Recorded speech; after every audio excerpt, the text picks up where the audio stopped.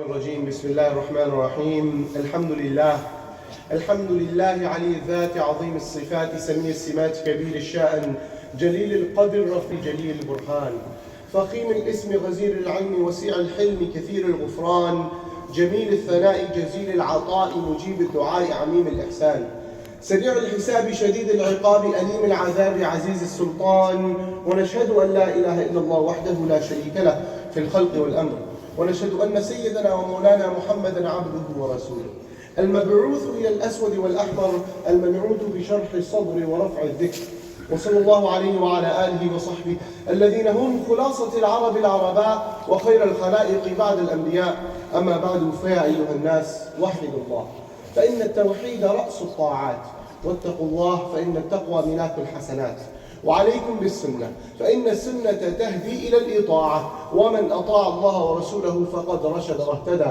وإياكم والبدعة فإن البدعة تهدي إلى المعصية ومن يعص الله ورسوله فقد ضل غواء وعليكم بالصدق فإن الصدق ينجي والكذب يهلك وعليكم بالإحسان فإن الله يحب المحسنين وادعوه فإنه مجيب الداعين واستغفروه يمددكم بأموال وبنين قال الله تعالى في كتابه المجيد بعد أعوذ بالله من الشيطان الرجيم بسم الله الرحمن الرحيم أحسب الناس أن يتركوا أن يقولوا آمنا وهم لا يفتنون ولقد فتنا الذين من قبلهم فليعلمن الله الذين صدقوا وليعلمن الكاذبين ثم أما بعد الحمد لله ثم الحمد لله Allah subhanahu wa ta'ala has given us another blessing, another opportunity to be here on this blessed day of Friday in His blessed house of worship.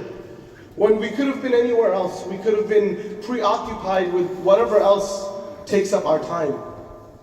But Allah subhanahu wa ta'ala gave us the opportunity to be here on the very first Friday of this year, alhamdulillah. Now we think about this year. We think about this past year that has passed, and it's been a tough year. It's been a long year, and honestly, if you think about the events that have taken place, if you think about all of the things that have happened around the world and in the Muslim Ummah, in the year of 2023, it feels like it's been generations and generations. And if I recount to you some of the calamities that took place, it's going to feel like it was years ago. But it literally happened less than a year ago. We started off with the massive earthquakes that took place in Syria and in Turkey, that not only killed tens of thousands, but it left millions of people homeless. Sudan fell back into a civil war to the point where there are orphans that are starving to death in orphanages because groups of Muslims can't stop fighting each other. You have 20 million people in East Africa and in Yemen that are on the verge of starvation. And it's happening because other countries are refusing to let aid and refusing to let shipment enter those countries. You had the earthquake that struck Morocco. You had the floods that took over northeast Libya, killing and displacing so many people. And of course, I'd be remiss if I didn't mention what's been so heavy on our hearts for the last 90 days. The brutal annihilation and the occupation and the oppression that our beloved brothers and sisters in Palestine, in Gaza have been facing, while the entirety of the world, the entirety of Western media collectively gaslights us into thinking that nothing is being done. It's been a long year. And the verses that I recited from Surah Ankabut, Allah subhanahu wa ta'ala tells us, أحسب الناس أن يتركوا أن يقولوا آمنا وهم لا يفتنون. Do people really think that you can say I believe? That you can just say that I am a Muslim and you won't be tested? Do people really think that it's just going to be a walk in the park? وَلَقَدْ فَتَنَّ الَّذِينَ مِنْ قَبْلِهِمْ. No. The people before you, they've been tested. فَلَيَعْلَمَنَّ اللَّهُ الَّذِينَ صَدَقُوا. This way Allah subhanahu wa ta'ala knows who's truly on the right path, who is truthful. وَلَيَعْلَمَنَّ الْكَاذِبِينَ. And He knows who are the liars, who are the deceivers. We're seeing so many of these stories. They're in our faces, they're on our screens, we're constantly scrolling through. individualized stories of families, of children, of fathers, of mothers that are being killed and massacred. And it's disheartening. It's disheartening. It's demoralizing. And it can even become desensitizing to the point where we just lose all hope. And that's completely understandable. But I want to tell you a story of a young Palestinian boy that Sheikh Muhammad al-Shinawi was telling, that you may not have heard of immediately. It was a young Palestinian boy who had tremendous faith, but he was abducted away from his family.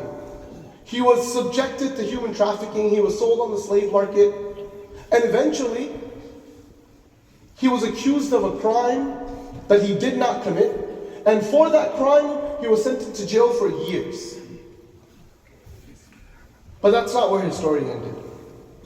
He was left to die in prison, but Allah subhanahu wa ta'ala, in His infinite divine wisdom, Allah subhanahu wa ta'ala had an entirely different plan for him. Allah, the Blessed and Exalted, transformed his condition entirely. And He took this young Palestinian boy with tremendous faith, who was left to die in prison, and He instead granted him global power. And eventually this boy was reunited with his parents, who were longing for him.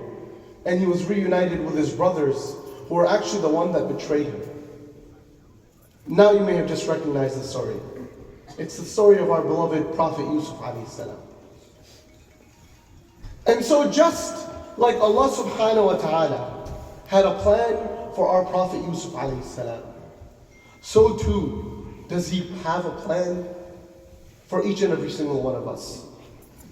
And this is how every event in history unfolds, with the wisdom of the divine, with the knowledge and the wisdom of Allah subhanahu wa ta'ala's plan. So just like Allah subhanahu wa ta'ala had a plan for Yusuf alayhi salam, He has a plan for the people of Palestine. And He has a plan for Masjid al-Aqsa. And He has a plan for the entirety of the Muslim Ummah.